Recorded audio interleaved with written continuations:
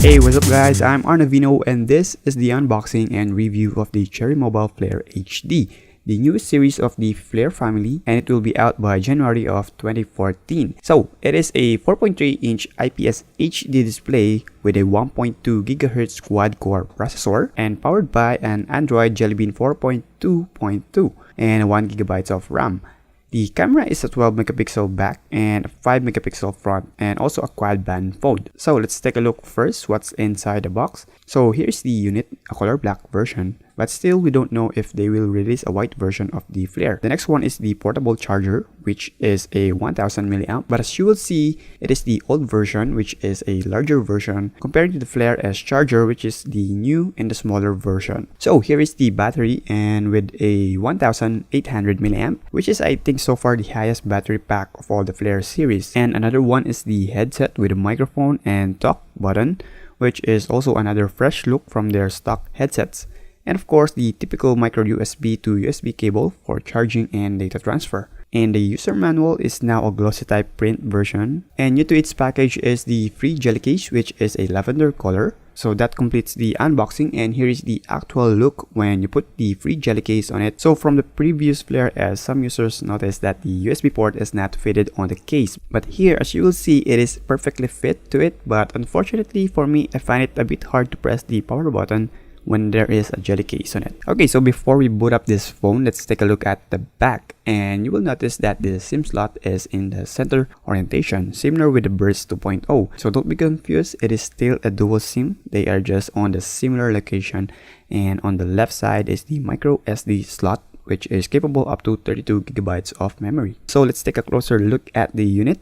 You will see in the front is the plastic cover that also has the quick details of the unit. And once you've removed it, you will notice it doesn't have a screen protector. So be sure to buy a screen protector. So while we boot this up, let's take a look at the design build. It is very noticeable that it is similar design with the first Flare, but 6-year version and a slimmer type. You will see at the back is the 12 megapixel camera with autofocus and a small LED flash on the left side and with the Flare HD logo in the center. And on the left side is the volume rocker, and at the bottom is the microphone and the speaker at the back of it. And on the top is the power button, USB connector, and a 3.5mm jack for the headset. And in front, you will notice that the 3 capacitive buttons is oriented in a different way, which is the back button is on the left side while the menu button is on the right. And on the top is the 5 megapixel camera, speaker grill for the calls, and the sensors, but unfortunately it doesn't have a LED notification light. So it already boot up. Let's check the UI. The lock screen is a customized app called Start, which there are lots of configuration you can do to it, like changing the themes, hover some of the icons to access some of the quick apps like camera, music, Facebook, Twitter, and other stuff. This lock screen is actually available in the Play Store, but this is a modified version dedicated for the Flare HD, which here you will see there are a lot of themes that you can choose, and unfortunately it is built in the system, so you cannot uninstall it. The interface is still a vanilla Android, which is initially very smooth, no issues of stuttering or even ghosting while scrolling or navigating.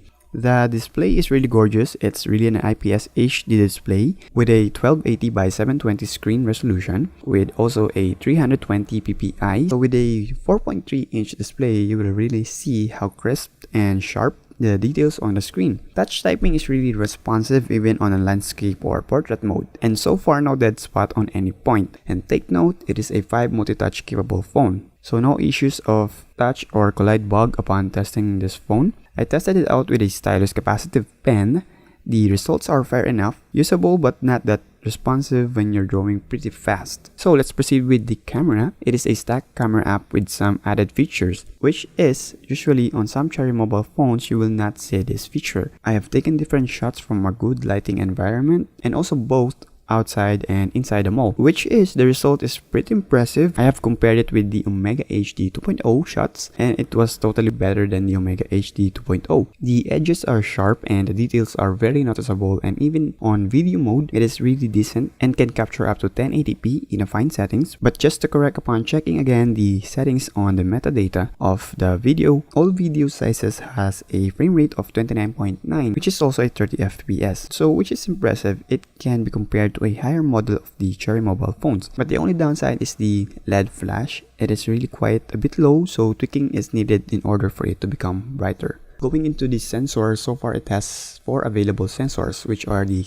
accelerometer, light, proximity, and sound sensors. And so far it doesn't have a magnetic sensor. Well, based on spec sheets given to us, it was a Mali 400, but just to correct, Cherry Mobile has given a statement that it was a typographical error on their end. The real GPU of it is a PowerVR SGX 544MP. But don't worry, because so far this GPU can render pretty good in high graphic intensive games. And so with that, let's take a look at the benchmark just for us to have some initial data before we proceed with the gaming. First is looking at the CPU-Z. It's a MT6589 chipset with a 4.2.2 Jelly Bean. For the quadrant, it resulted to 4752, which is pretty high for a typical quad-core phone.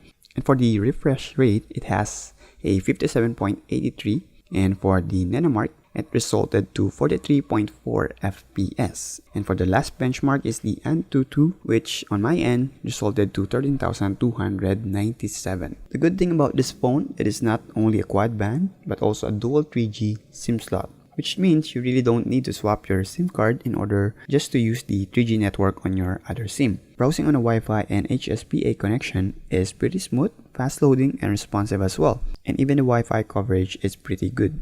And for some users, you will really love this phone because for people who install tons of apps, you will really need this. The default storage is the SD card. You can even transfer apps from internal storage to SD card, which is really very convenient. And of course, the internal storage is also 1 GB, so you will really have good storage for your apps. Another good feature of the phone is that it is a CTIA compliant phone, so it means you can control your music via the pause and play button on your headset, and even the quality of the sound will be much better on this one. Because the sound quality of the speaker is really good, be sure to not maximize the volume of the phone. I think the speaker cannot compensate the actual volume of the phone, so be sure to just set it on the average settings. Both 1080p and 720p are playable on the stock video player, so you really don't need to use third-party apps just to play this kind of resolution.